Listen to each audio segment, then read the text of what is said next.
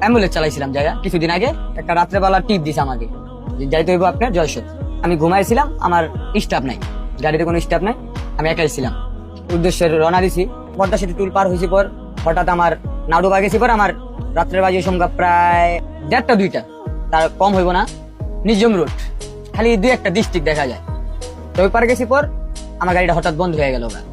আমি কই ভালো গাড়ি আনলাম, আমার গাড়ি বন্ধ হয়ে গেল কি কারণে? আমি নামছি, আমি একা। হেল্পার একটু জ্বর আসছিল কারণ হেল্পার গেছিল বাড়িতে। লাশের সাথে মানুষ ছিল না?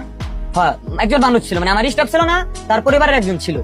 তো ওই ভাই তো মনে করেন যেরকম তার পরিবারের টেনশনে সারাদিন কাঁদছে দেখছি, রাত্রেবেলা লাশটা লয়ে গেছে।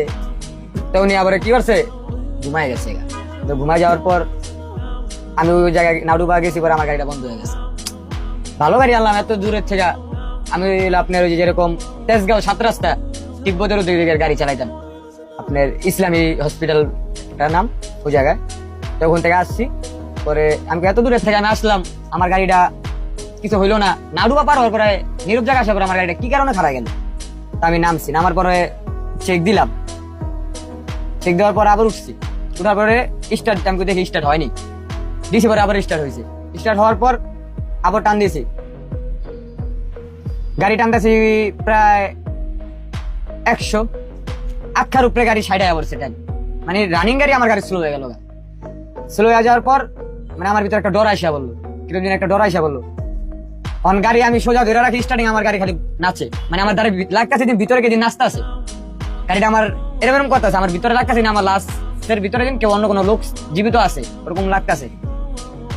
তো আমি আবার আমার পাশে যে ছিল ওনারা আমি ডাক দিছি। ডাক দেওয়ার পরে বলতে আছি যে ভাই একটু উঠেন।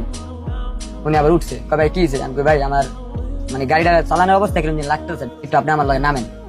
নামছে, নামার পর ভিতরে খুলছি।